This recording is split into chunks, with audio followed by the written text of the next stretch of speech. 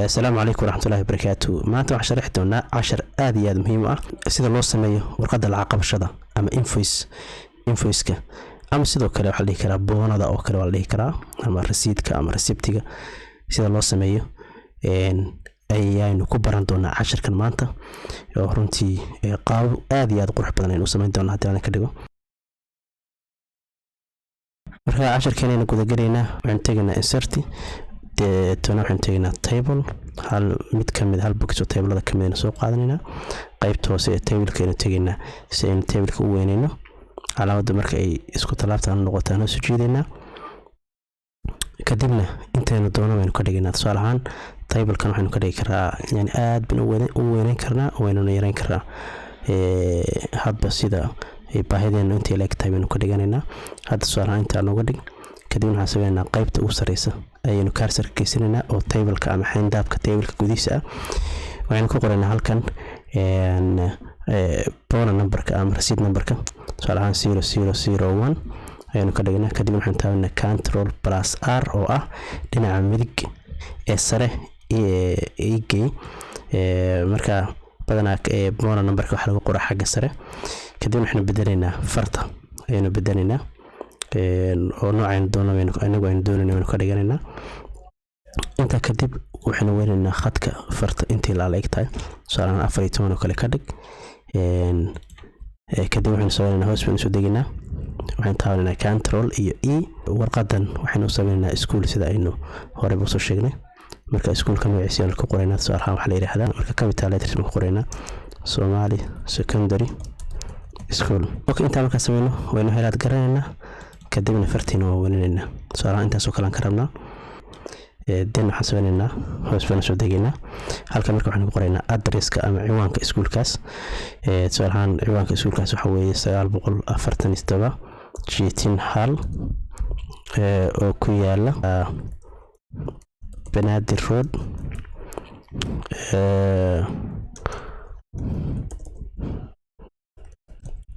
Mogadishu Soomaaliya بس كتصالح يعني وتصالح دن فرت وحنا سوينا وين يرينا فرت عيوانك اسكول كون يرينا انت سان سو قادنا تصالحان الحيتون من كو دغنا اما وين قصي يرين كرنا waxaan uga dhigtaa 14 oo kale uga dhig ciwaanka saasin ku kadib hoos waan degina halka waxaan ku qoraynaa contact تصالحان xagee iskuulka laga soo xiriiri karaa mobile oo kale laga soo xiriiri karaa ay mobilkiisa waa imisa plus 2526 147 sidaas isaga qortoolaan kadib waxaan sameeynaa hoos waan soo deginaa halka waxaan ku qoraynaa warqadda marka waxay tahay yani warqadda waxay ku saabsan tahay warqadda marka waxa weeye waa warqadda lacag qabashada kadib waxaan sameeynaa waynu siinayna farta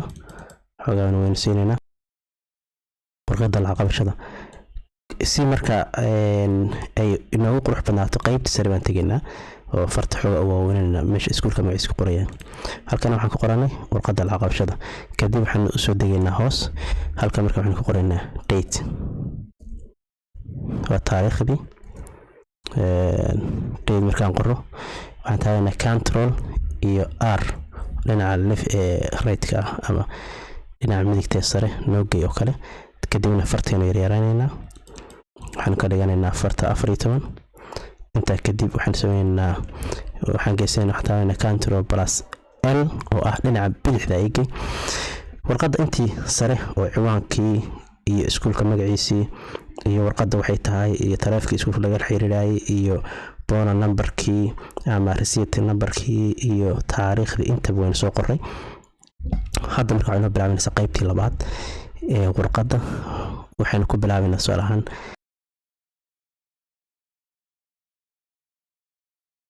يعني ورقة العقاب شو ما دام يتحي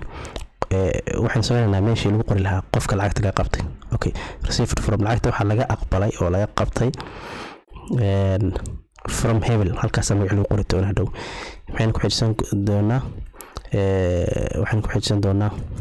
amount lacagta cadadka laga qaaday qofkaas ama laga qabtay kadib waxaan sameeynaa saaseen u sameeynaa kadib hoos baan soo degaynaa waxaa leenahay amount in words yani lacagtaas oo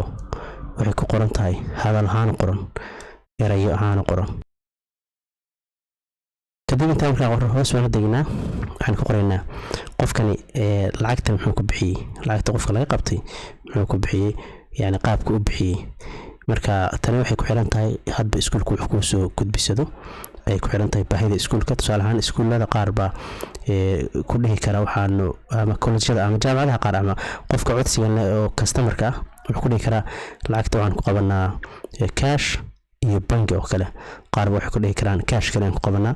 qaar waxay ku dhihi karaan cash iyo sida lacagaha danabaysan oo kale iyagana waan ku qabanaa oo EFC-ga sahalka waxyaalahaas oo dhan waan ku qabanaa M-Pesada waxaas oo dhan waan ku qabanaa marka tani waxay ku xiran tahay dalabka maaragtay customerka ama macmiilka dalabka ku soo gudbisan doono ay ku xiran tahay tani marka tusaale ahaan haddii marka lagu yiraahdo qofka customerka ama macmiilka ku yiraahdo lacagta cash kaliya ku qabtaa muhiim ma noqonayaan waxa aan qorino qodob kale muhiim noqon doono laakiin haddii dalabkiisu uu inta ka badan yahay oo saan cash iyo waxyaalaha hadda aan soo sheegno kale aan ku qabanaa lacagta ay ku yiraahdaan bangi waxyaalaha noocaas waa ku khasbantahay inaad u samayso option ama meel cadaynaysa lacagta qaabka loo qabtay misaal baa lagu qabtay EFC baa lagu qabtay misaad baa lagu qabtay bangi ahaan baa lagu qabtay check baa lagu qabtay ma cash-aan baa loo dhiibay waa ku khasban tahay inaad u samayso okay marka qodobkaas kale marka wuxuu noqon karaa tusaale ahaan waxaa leenahay marka paid with qofkani wuxuu ku bixiyay lacagtaas qofkani wuxuu ku bixiyay hay hoos baan soo degnaa marka qaabka uu bixiyay marka xogaa space bar baan taabanayna si aan hore u socono qaabka marka soo qoraysaa optionadii kow waa cash hay laba muxuu ku bixiyay wuxuu ku bixiyay tusaale ahaan bank oo kale ku bixiyay saddex muxuu ku bixiyay lacagaha danabaysan EFC oo kale ku bixiyay afar muxuu ku bixiyay sahal oo kale ku bixiyay iyana lacag danabaysan muxuu kale ku bixiyay oo aan haysan karaa option kala zaad oo kale ku bixiyay waxaan sameeynaa mid kasta hortiisa ayaa hadhow tick la saari doona marka waa inaan u sameeynaa boxkii tick laga saari lahaa inaan u sameeyno marka soo sameeynaa waxaan tagaynaa insert menu ku dhufanayna kadibna meesha ay ku qoran tahay shapes ayaynu soo furaynaa batonkaas shape-ka iyo maaragtay meesha nooga muuqda ayaynu mid kamid ah aynu soo qaadanaynaa shape-ka aad rabto unba click ku soo siinaysaa kadibna waxaa imanaysaa meesha maaragtay tusaale cash horteeda oo kala imanaysaa isku talaabtaasi ku tahay isku talaabtaasi waxay cadeynaysaa inaad sidato oo shape-ka inaad sidato kadibna waxaad sameynaysaa saas u jiidaysaa meesha ku sawiraysaa okay sidaa markaa u sawirto marka waxaa ku soo baxaya sawir qaabkan ku soo baxaya sawir qaabkan markuu soo baxo marka waxaan rabnaa inaan mid kasta hortiisa aan ku sameyno waan rabnaa si uu sameeyna marka halkii aan mid kasta intaan shape-ka soo qaadana hortiisa ku sawir lahayn oo laga yaabo in shape-ku inay kala dheeraadaan oo boxyadan mid dheer mid gaaban mid baalka aysan kala dheeraadaan waxaan sameeynaa kaliya kan koowaad baynu ku dhufanaynaa kadib waxaan leenahay control C V yani isaga u baynu terminaynaa ama duplicate ku sameeynaa badinaynaa marka waxaan daawanaynaa saa u sameeynaa control C iyo V ma dhowr jeer ku halkii marka V tiraahdo waxay la mid tahay hal box baa sameysay laakiin marka hore waa ina control ay ku qabsoontahay control plus C plus V control markaan taabto oo C taabto plus bay noqonaysaa cursor-ka u jeedaan cursor-ka box gudihiisa markaan galiyo wuxuu noqonayaa plus marka waxaan sameeyaa V kow labo saddex afar box baan samaystay iyo kii hore meesha oo la qoraaladan meesha yaala optionadana waa 5 marka 5 saas igu dhameystiran tahay okay markaan koowaad baan soo qaadanayaa waxaan geynayaa bank hortiisa ayaan geynayaa marka bank hortiisa inta aan geyn waxaan sameynayaa bankigan xogaa adjustment baan ku sameynayaa dib baan soo durkinayaa kadibna waxaan sameynayaa hortiisaan geynayaa haye box ku xigaan soo qaadanayaa EFC hortiisaan geynayaa EFC marka adjustment waxaa ku sameynaysaa xaggana soo durkinaysaa okay EFC marka hortiisa ayaad geysanaysaa kana geysanaysaa kadibna sahalka hortagaysaa xogaa soo durkinaysaa xaggana soo durkinaysaa xaggana marka soo durkiso waxaad sameynaysaa soo yara durkanaysaa kadibna waxaad soo qaadanaysaa boxka ku xigay waxaa hor dhigaysaa saalka hortiisa dhigaysaa haye maxaa ku haray saad baa ku haray saadka hortiisa tagaysaa boxkana soo qaadanaysaa hortiisa isagana dhigaysaa saadka hortiisa aad qotominaysaa okay waxaynu hadda aynu sameynay waxa la yiraahdo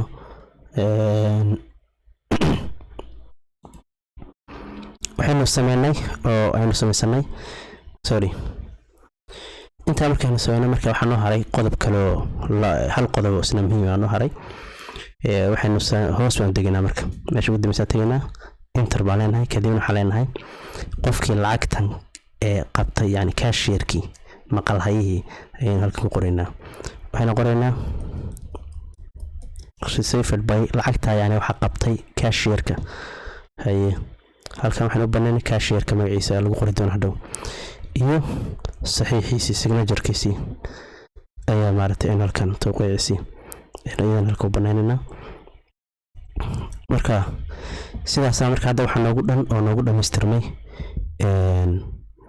warqadii aynu diyaarinay ayaa saa noogu dhameystirtay 99.9 markaas noogu diyaarsan tahay marka waxaan sameynaynaa kaliya hadda waxaan u haray nationalki kaliya inaynu dib u nationalno warqadda oo national share ku daro ayaa maaragtay inoo haray nationalkaas wuxuu noqon karaa inaan colorka bedelo wuxuu kala noqon karaa fartaan oo kale inaan bedelo oo inagu fontiga aan rabno aan ka dhigano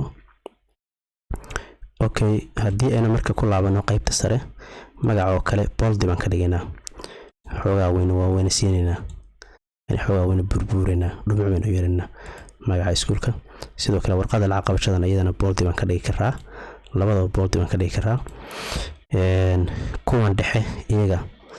bold ka dhigmayno oo ciwaanka iyo contact numberka taleefanka iskuulka muhiim ah in laga dhigo haddaan bold ka dhigno yani qurux ma yeelan isku soo bixi mayso warqadii lacag qabashada ayaynu saa ku diyaarinay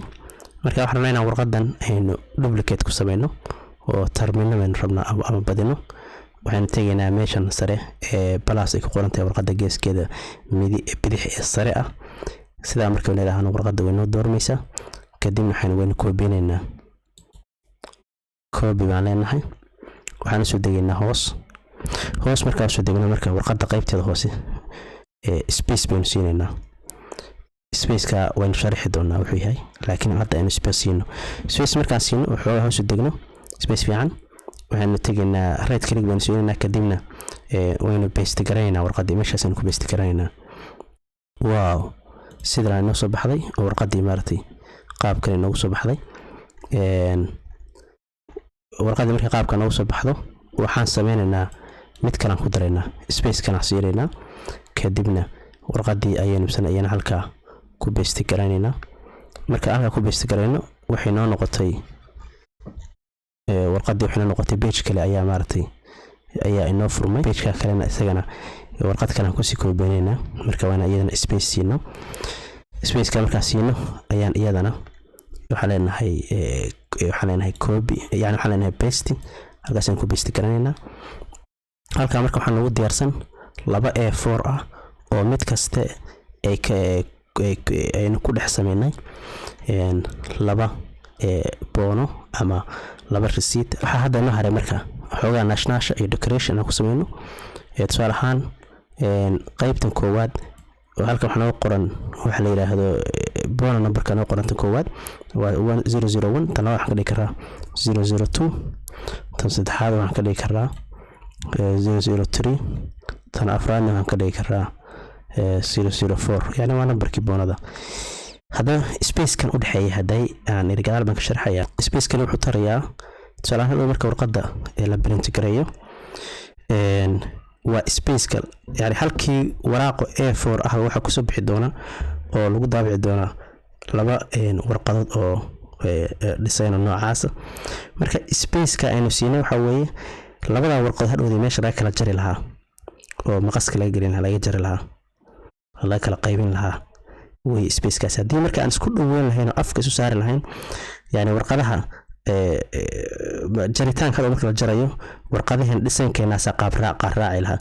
marka dhisankan sababta loogu dhaxaysiinayo space-ka sababta loogu dhaxaysiinayo waa si hadhowdii uusan u carqaladayn dhisankana samaysan qurux badan maqaska lagu jarayo si uusan hadhow uga carqaladayn waxaan rabnaa marka inaan hadda sii naashnaashno saaraan kalarada oo kale baan ka bedelaynaa hadda background-keena waa wada cadaan farta meesha lagu qorana waa far madow marka waraaqaha waxaan ka dhigaynaa afar kalar oo kala duwan baan ka dhigaynaa tan koowaad sidaasaan u dhaafaynaa u samaysan tahay tan labaad baan dul tegaynaa qaybta sare ee meesha balaas qoran tahay ku dhufanaysaa kadibna waxaad furaysaa meeshan batoonkaas soo furaysaa batoonka markaa soo furto kalarka doonto markaa ka dhiganaysaa hadda su'aalahan kalarkuna kala ka dhignay kalarkaasna ka dhigay noocaas su'aalahan hay tanna imo qaybta dooro meeshan soo fur ranjiga ama khadka kadibna kalarka inagu aan doonayno ka dhiganay su'aalahan hadda kalarkan oo kale ayadana ka dhignay tan saddexaad imo sida uu dooro meeshan soo fur batoonkaas waxa ka dhigtaa kalarkan ranjiyada ama kalarada waad bedeli kartaa yani background-ka nooc alaali iyo nooc aad ku qanciyaba ka dhigi karta waraqaha midab kale marka la print gareynayo ama la daabacayo daabacada yani waxay isticmaali doontaa khad bay isticmaali doontaa kalar leh sida daraadeed way ka lacag badan tahay kuwa balaga ama weydka marka tani waxay ku xiran tahay qof kasta marka bay si guud ugu xiran tahay option kan ku xiran yahay laakiin adiga waa waajib inaad taqaan markasta waajib kugu tahay inaad garanayso oo si wax kasta laga codsado aad isla markaaba maarta ugu kala tuurto intaas uu noogu eeyahay maanta 10keena waxaan rajeynayaa inaad wax ka faa'iideen. Assalaamu alaykum wa rahmatullahi wa barakatuh.